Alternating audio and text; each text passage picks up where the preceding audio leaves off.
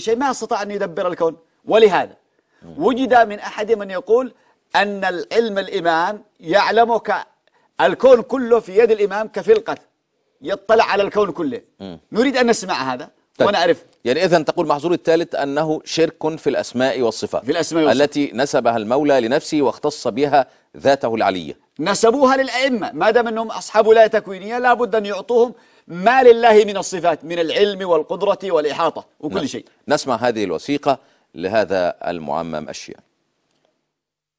الرواية عن الإمام الصادق سلام الله عليه يقول أن علم الإمام بالأرض كعلم أحدكم بالدرهم الذي بيده يقلبه كيف يشاء. تسمع؟ يعني احنا أنا وأنت شلون علمنا بعلم الإمام؟ يقول الإمام علمه بالأرض وما في الكون. شلون إذا عندك درهم في إيدك أنت شلون تقلبه بإيدك؟ يحتاج إلى جهد، يحتاج إلى جهد كبير علمي ويدوي؟ أبدا ما يحتاج. يقول الإمام أيضا عنده هذا العلم.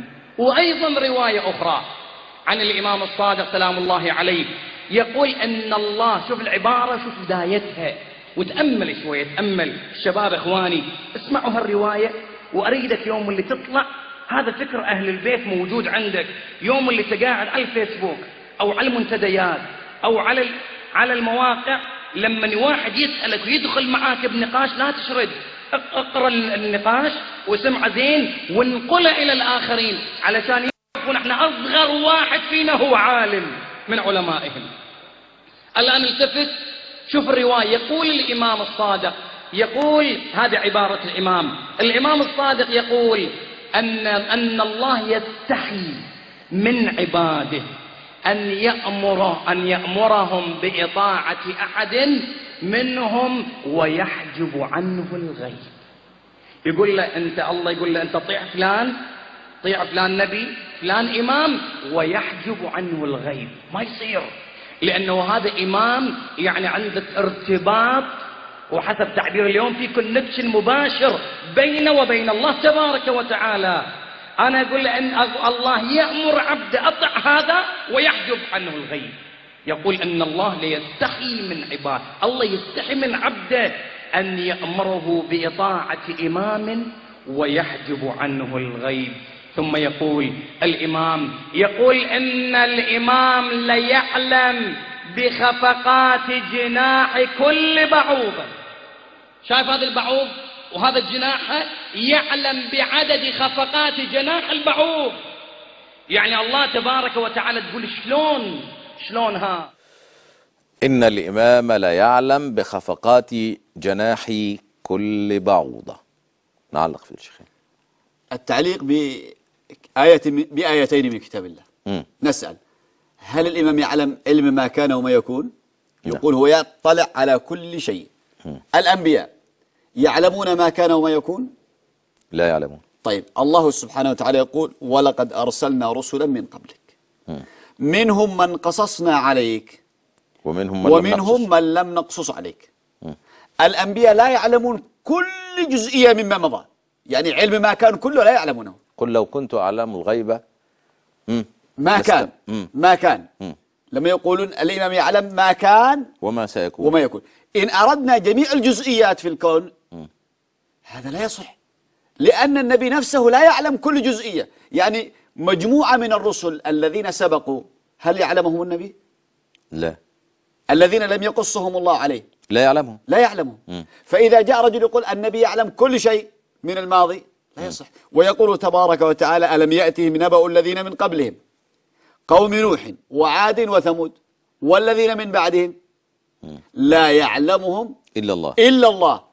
لا يعلمهم لا إمام ولا نبي. إذن كيف يأتي رجل يقول أن الإمام يعلم ما كان؟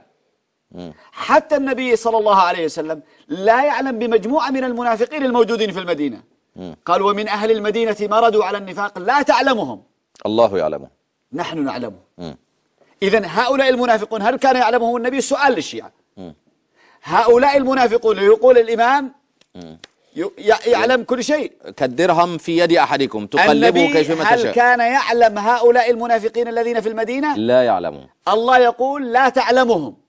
فإذا جاء الشيعة وقالوا لا النبي يعلمهم إذا كذبوا الله. الله يقول ومن أهل المدينة مردوا على النفاق لا تعلمهم. ماذا سيأتون يقول لا النبي يعلمهم؟ لا، هذا تكذيب صريح. نعم. تكذيب لكلام الله سبحانه وتعالى. وهناك آيات كثيرة، مثلا أفرض لك سليمان كان الهدهد غاب، قال ما لي لا أرى الهدهد أم كان من الغائبين. هل كان يعلم سليمان أين الهدهد؟ لا يعلم. سليمان كان في فلسطين وبجواره اليمن، مدينة في اليمن كاملة لا يعلم عنها، سبأ دولة وحضارة ومملكة ويعبدون الشمس.